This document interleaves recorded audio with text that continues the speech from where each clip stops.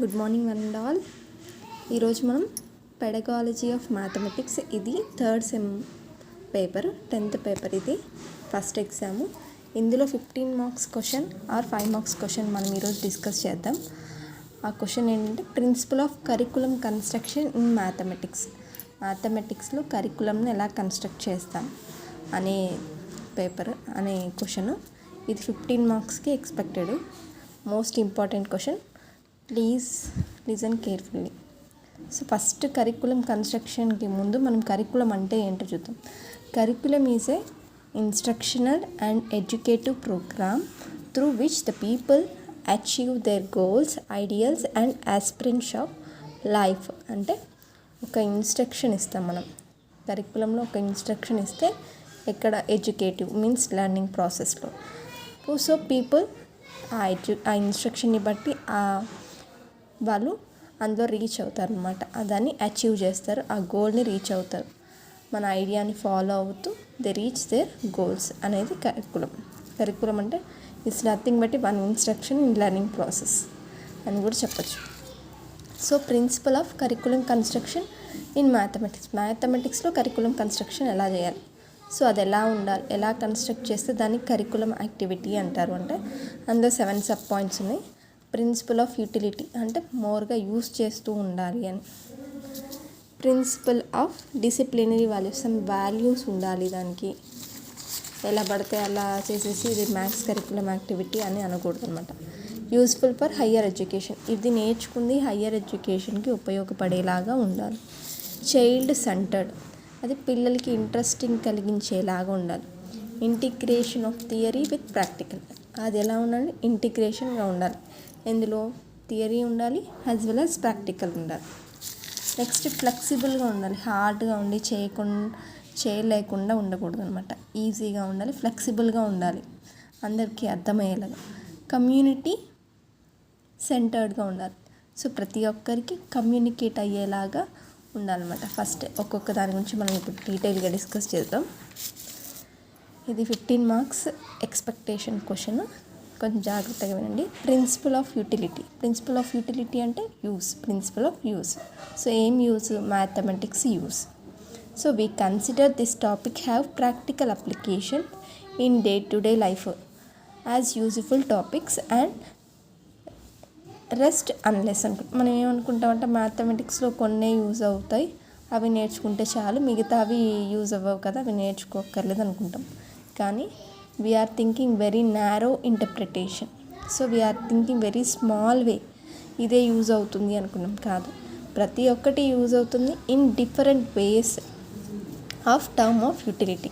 So mathematic curriculum should incorporate all those topics which are, so ఎక్కడెక్కడ use అవుతుందంటే helpful in day to day life ఉండాలి. మనం తయారు చేసిన కన్స్ట్రక్షన్ డే టు డే లైఫ్లో use చేసేలా ఉండాలి. Helpful for learning other subject, ఇది నేర్చుకోవడం వల్ల అదర్ సబ్జెక్ట్ కూడా ఈజీగా అండర్స్టాండింగ్గా ఉంది. Helpful for providing common ground for fairly good number of occasions. Helpful in proper understanding and progress of one's culture and civilisation. ఈ నెంబర్ని నెంబర్స్ చదువుకోవడం వల్లే కదా వేరే సివిలైజేషన్ 1943, 1953 అలా చెప్పినా కూడా మనం అండర్స్టాండ్ చేసుకునేది నెంబర్ సిస్టమ్స్ చదవడం వల్ల. ఇది వన్ ఎగ్జాంపుల్ మాత్రమే. Helpful for acquiring contribution of mathematics improving in the important of heavy industries, engineering, trade and commerce. మనం ఏమనుకుంటాం, మ్యాథమెటిక్స్ ఓన్లీ షాప్కి వెళ్ళినప్పుడు కొనుక్కోవడానికి మాత్రమే కాదు, ఇంజనీరింగ్ సెక్టర్లో జాగ్రఫీ, ట్రిగ్నామెట్రీ కూడా యూజ్ అవుతాయి. యాజ్ వెల్ యాజ్ ట్రేడింగ్ సెక్టార్లో, కామర్స్ సెక్టార్లో మనం రెగ్యులర్గా యూజ్ చేసే కామర్స్ వెబ్సైట్లలో కూడా దానికి ప్రోగ్రామ్ రాయాలంటే ముందు కావాల్సింది mathematics.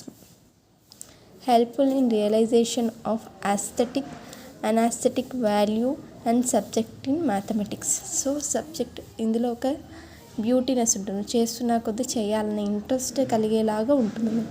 Mathematics useful for discovery in history.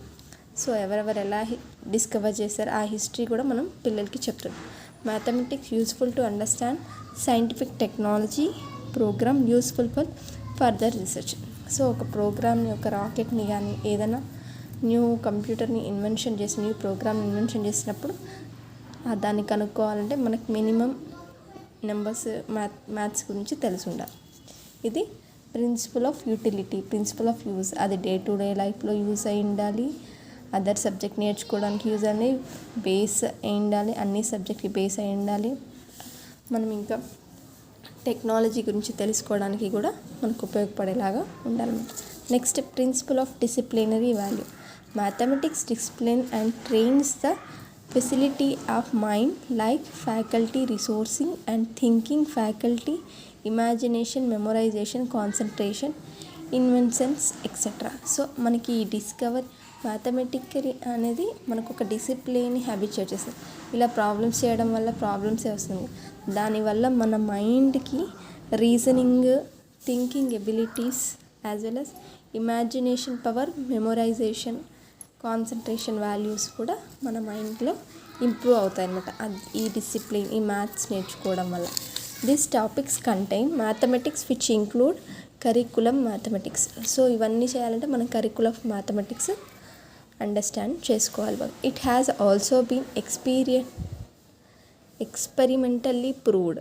So ఇవన్నీ మనం ఊరికే చెప్పే మాటలు కాదు, ఇది ఎక్స్పెరిమెంటల్గా ప్రూవ్ చేశారు. That real useful problems in mathematics train the mind differ than unreal fancy problems. So మనం మ్యాథమెటిక్స్ ప్రాబ్లమ్ సాల్వ్ చేస్తూనే మనం రియల్ ప్రాబ్లమ్స్ కూడా సాల్వ్ చేసుకోవచ్చు అని చెప్తుంది.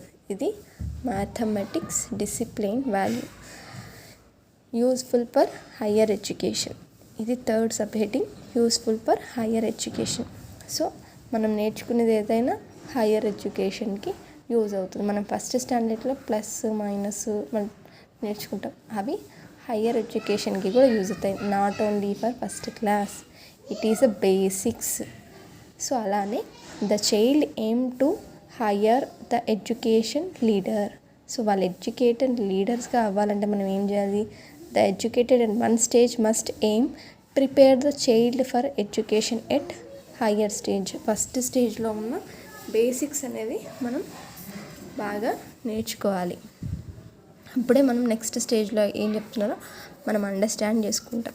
It is that the child may not need the study of certain topics at the present stage, but it is equally true that we would face ignorance of those topics as major handicap in gaining knowledge in higher classes. మనం ఇప్పుడు ఒక topic హార్డ్గా ఉంది అని ignore చేస్తే అది next స్టేజ్లో వచ్చిన వెరీ డిఫికల్ట్గా ఉంటుంది. అందుకని don't ignore any topics. So please concentrate on all the topics which all the topics are useful in different way. So next one is child centred. అంటే చైల్డ్కి ఇష్టం వచ్చినట్టుగా చైల్డ్ రిక్వైర్మెంట్స్ని యూజ్ చేసుకొని, నీడ్స్ని యూజ్ చేసుకొని మనం కన్స్ట్రక్ట్ చేయాలి దీని curriculum. In child centre education teacher should give proper weightage.